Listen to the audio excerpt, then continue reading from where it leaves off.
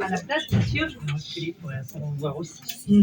Alors, Stéphane Jourdain, vous avez été journaliste à Paris, une quinzaine d'années, et puis éditrice. Et vous êtes aujourd'hui directrice du Centre des Arts du Récit à Grenoble. Oui, alors journaliste, pas une quinzaine d'années. Oh. Journaliste, ça doit être 8 ans à peu près, puis ensuite éditrice à peu près autant à Paris, et ensuite je suis rentrée à Grenoble. Ouais. Voilà. Festival des Arts du Récit, j'espère que tout le monde connaît ce donc, festival magnifique. C'est le Festival des Arts du Récit, donc l'art du récit, déjà c'est l'art de raconter des histoires.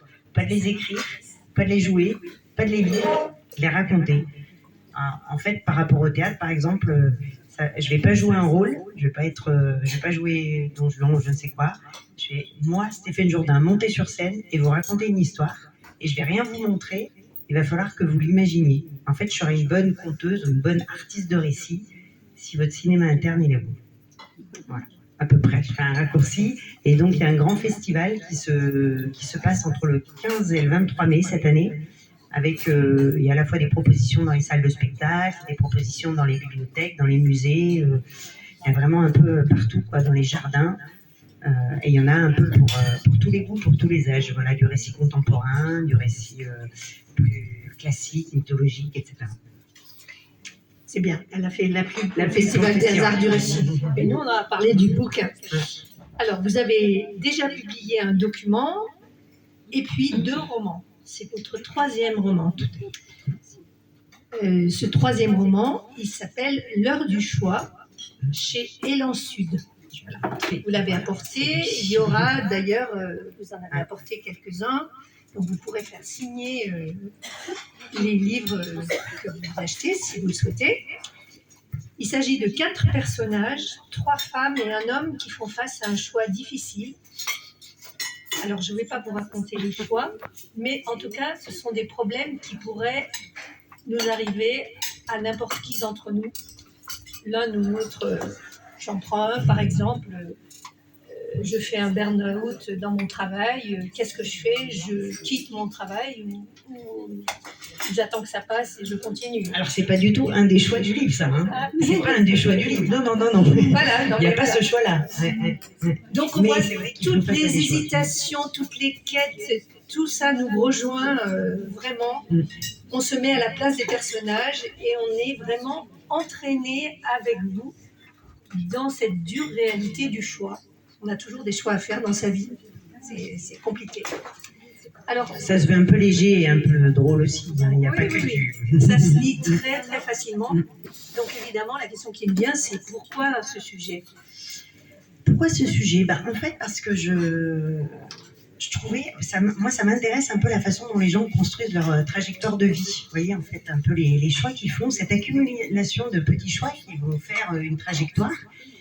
Et il y avait à la fois donc cette projection dans la durée du choix, cet impact des décisions qui m'intéressait comme ça, et puis aussi le fait de voir que les gens sont très différents dans leur posture au moment de choisir quoi que ce soit d'ailleurs. Donc voilà, ça c'était un peu, je pense, ce qui m'a donné envie d'écrire ce livre, de montrer un peu comment on peut réagir différemment face à ça. Et puis en fait, sous prétexte du choix, parce que le choix, on en fait tout le temps, à tout moment, il y a des petits choix, des grands choix, même les grands choix ne sont pas forcément si grands que ça. Et d'ailleurs, le livre veut aussi, on va dire, dédramatiser les choix, montrer qu'il n'y a pas forcément un bon choix, voilà, que toutes les décisions sont bonnes si on les assume, ou des choses comme ça. Bref, mais en fait, le choix, c'est aussi un moyen de s'interroger sur, plus généralement, nos façons de vivre et notre relation au temps. Voilà, typiquement, ça c'est quelque chose qui m'intéresse beaucoup. Voilà, la relation de chacun au temps qui passe, la relation au couple, à la famille, la maternité choisie, subie, au travail, et puis aux autres aussi. Il y a beaucoup d'histoires d'amitié, voilà, comment les amitiés nous inspirent et nous font progresser. Voilà, donc le choix c'est aussi un prétexte pour parler de tout ça et comme vous le dites, d'adresser à la fois ces problématiques de fond et puis à la fois des thèmes plus d'actualité, burn-out, PMA, etc. On est dans un roman de vie très contemporain. Oui. Est-ce que ça rejoint des problématiques personnelles, sans rentrer dans le détail?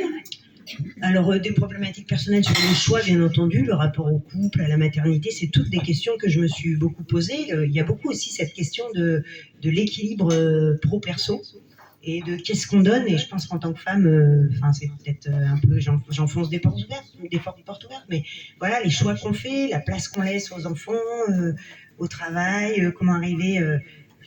ça fait un peu bateau, mais je ne vais pas dire s'épanouir, c'était vraiment trop bateau, mais disons à se trouver bien à la bonne place partout, quoi, sur tous ces champs-là. Donc oui, ça c'est vraiment des choses qui moi me travaillent, m'habitent. J'ai pas trouvé les bonnes solutions, j'essaye.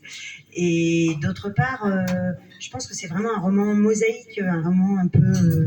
Je me suis inspirée vraiment de plein de choses que j'ai vues autour de moi. Enfin voilà. Donc dans chaque personnage, il y a plein de petites choses de plein de gens que je connais ou que j'ai croisés, ou des fois une phrase qu'on m'a dite, voilà. Oui, on le sent. On le sent dans cette écriture. Alors ça vient d'où cette envie d'écrire? Parce qu'une chose est d'avoir été témoin de ces petites histoires comme ça, une chose est de les écrire, une autre chose est de les écrire.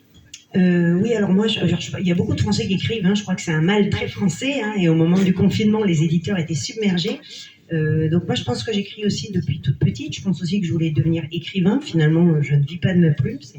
J'ai pris d'autres choix qui me comblent tout à fait. Mais ce qui est sûr, c'est que oui, j'écris depuis très longtemps. Et donc, j'avais commencé par un document, L'entreprise barbare, qui s'intéressait à la violence en entreprise, qui avait été publié chez Albin Michel, qui avait très bien, qui avait beaucoup marché, parce que malheureusement, ça correspondait vraiment à une réalité sociale. C'était les premiers sujets, les premiers livres sur le harcèlement.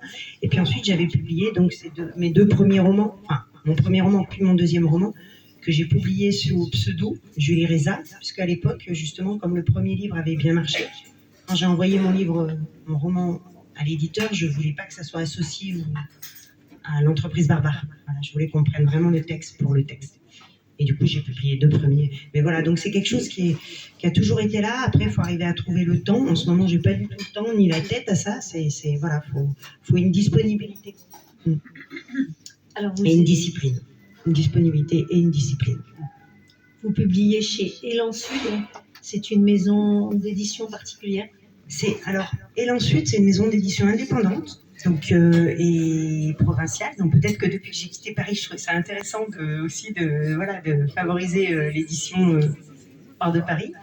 Et puis aussi, moi, de toute façon, alors j'adorais Buchet-Chastel, c'était vraiment ma maison de cœur. J'étais très contente qu'elle prenne mon premier roman, mais je ne pouvais pas republier chez Buchet-Chastel sous mon nom, puisqu'ils m'avaient publié sous mon pseudo. Ils n'allaient pas faire semblant que je faisais un premier roman chez eux. Donc j'étais obligée de quitter Buchet, c'était un peu un déchirement. Mais je me suis dirigée vers Élan Sud parce que j'avais vu cette collection qui s'appelait Élandelle et qui était une collection de voix féminines sans être féministe. Et en fait, ça m'intéressait d'avoir Je trouvais que le livre s'inscrivait bien là-dedans, même si heureusement les garçons l'ont lu et m'ont dit qu'ils s'y retrouvaient bien et que voilà, c'est toujours un peu délicat une fille qui parle pour des garçons. Alors, par votre métier, vous baignez complètement dans la création. Et est-ce que pour vous, les femmes y ont une place particulière, puisqu'on est quand même dans une journée consacrée aux femmes? Alors, je ne sais pas si elles y ont forcément une place particulière. Elles ont, comme dans la création, c'est la subjectivité qui est très importante, la sensibilité de chacun. Forcément, elles ont une patte particulière, c'est certain. La place qu'on leur fait, alors dans le récit, il y a quand même beaucoup d'artistes féminines. Et puis dans la culture en général, en tout cas pas au poste de direction, mais sinon il y a beaucoup de femmes. mais du coup, oui, je pense qu'en tout cas, il y a un regard féminin qui est... c'est intéressant aussi, cette subjectivité-là. Même si il y a autant de regards qu'il y a de femmes aussi. Faut pas le nier. Donc là, vous n'avez pas le temps du tout de penser encore à un nouveau roman, mais ça reste quand même dans une hypothèse future. Je pense que je ne pourrais pas ne pas écrire, oui, à mon avis. Dès que je me reposerai, qu'il y aura plus de temps pour la réflexion, un peu moins pour l'action. Mais toujours basé quand même sur des choses que vous voyez, dont vous êtes témoin. Je ne sais pas. Je me disais que j'aimerais peut-être prendre le destin d'une femme toujours, mais historique peut-être, un personnage que je n'aurais pas connu. Donc, Eh bien, merci beaucoup Stéphane. Donc, l'heure du choix chez Élan Sud. Voilà, votre livre est sur la table là-bas. On pourra aller discuter avec vous pour en savoir plus. Merci. N'hésitez pas.